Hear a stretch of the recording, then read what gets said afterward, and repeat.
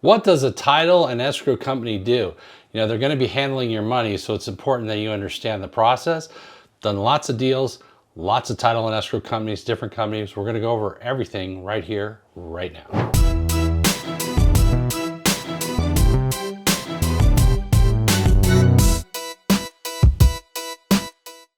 So what does a title and escrow company actually do? Well, one of the important things you need to know is they handle the money, and they also handle the transfer of the title. So we're going to talk about what they do, what the process is, and why it's important that you understand, because your money is involved here.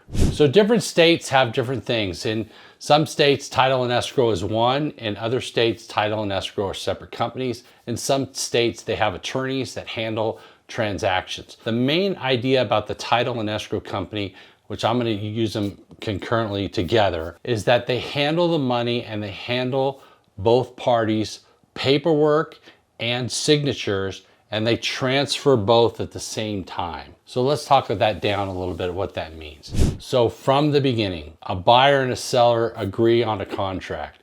That contract goes to the title and escrow company. That contract has terms on it. The seller pays this, the buyer pays that. The title company will prepare the accounting, a buyer side, seller side, of who's paying what.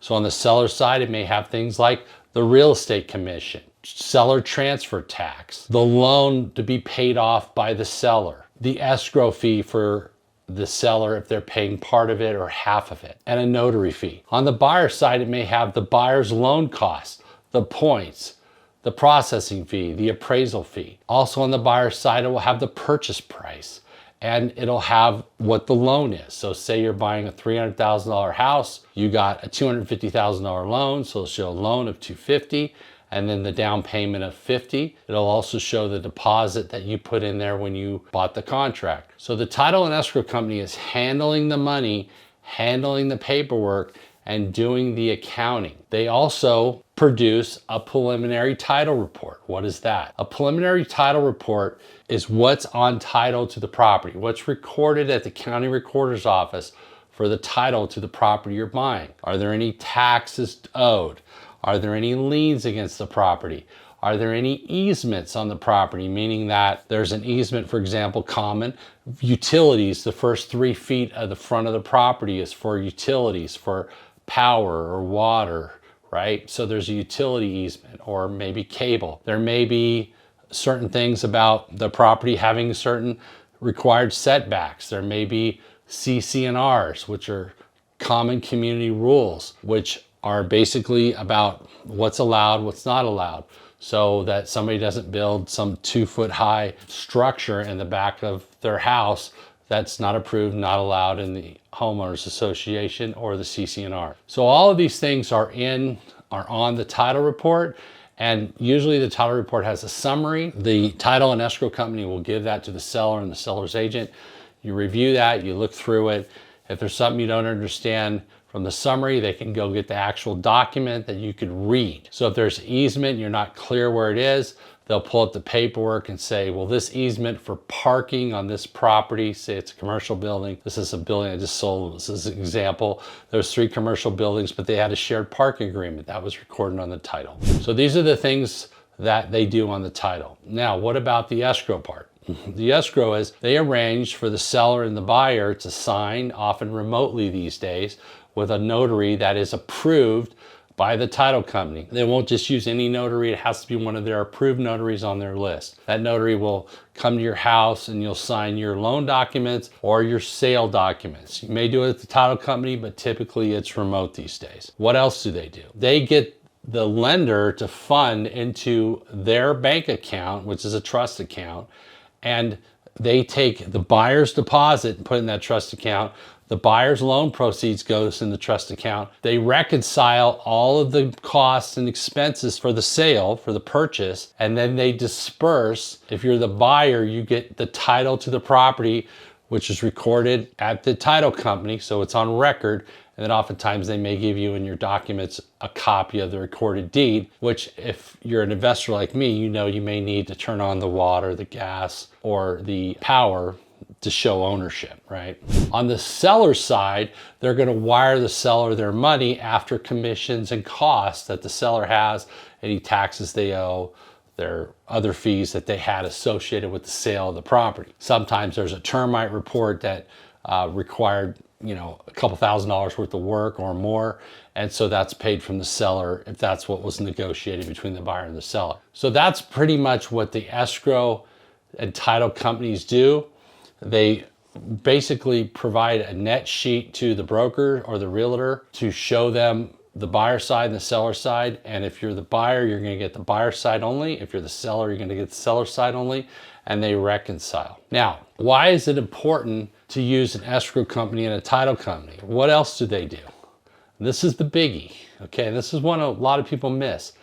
They insure the title. What does that mean? It means that if you bought the property and a lien shows up later, they protect you because they've researched if there's anything floating out on there that's on the title that you may not know about. They also check to see if the buyer has any liens or judgments that need to be satisfied in order for them to buy the house, okay? So they do a lot of background work as well, and they'll require the buyer and the seller to give them some basic information about where they lived, who they are, and all that, so they can do that research. The other thing that they do, and this is a big thing, is that when they insure the title, they keep a custody of title or a chain of title. Let me tell you what happens where a lot of people can't sell their property. A lot of people make this mistake. Right after I ask that you subscribe to the video so you can continue to learn and have ongoing education to improve your ability to be a real estate investor or a real estate owner and understand what's going on. So I was buying a property. It was a 50-unit building. It was a little over $7 million purchase. And the people that had built the building had passed away and the heirs had the building. Well, in the 1970s, they did a quitclaim deed from one party to the other outside of escrow and without title insurance. And guess what happened? When I was buying the building, the title insurance, because it wasn't consistent and because this deed was transferred without title insurance with a quitclaim deed, which is just a basic simple piece of paper that says party A is assigning or selling their part to party B outside of escrow with no title insurance. My title company, first time ever, could not insure the transaction and could not do the transaction. So we had to find another title company for a lot more money to get the transaction completed. That would insure it, that would take the risk because they wouldn't. So even though it happened 40, 50 years ago, because there's a break in the chain of insured title, when that happens, a lot of times title companies may not be able to insure it, and you may have to go out and search for somebody that can. Sometimes you can't. So I know there's some people that talk about you can just do a quick claim deed. You don't need a title company, you don't need title insurance and all that because they're trying to save a couple dollars. And in the case of this in the 70s, maybe they saved a couple $1,000, but they put at risk the ability to transfer the property to another buyer. So be careful about that. I always recommend that you use a title company and use an escrow company because they're going to protect both parties. And for the small amount of money they charge, and most of them have fixed fees, it's well worth it because you can end up with a lawsuit or you can end up with a title that's not transferable because it wasn't insured, okay? This is a really big thing today, especially with all the fraud out there. And speaking of fraud, this is another thing that escrow and title companies do. They help you to not lose your money, okay?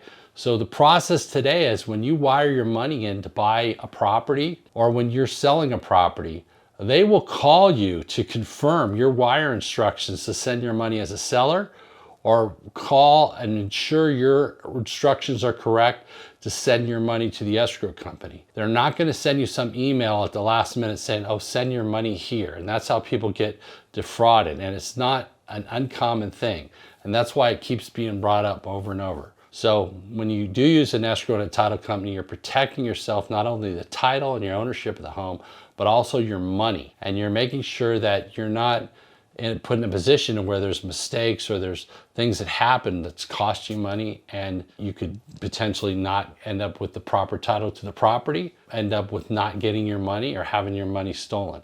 And this happens, I mean, hundreds of thousands of dollars. And finally, another thing that title and escrow companies do is they help with exchanges. Now, I did some videos on 1031 exchanges where you have an outside intermediary, and I don't want to go in the weeds on that, but it's basically another company that works with the title company. So when you sell a property and you're trading into another property, title and escrow will help you to accommodate that, similar to what we talked about earlier in the video. I hope you like this video. Join me in the next video.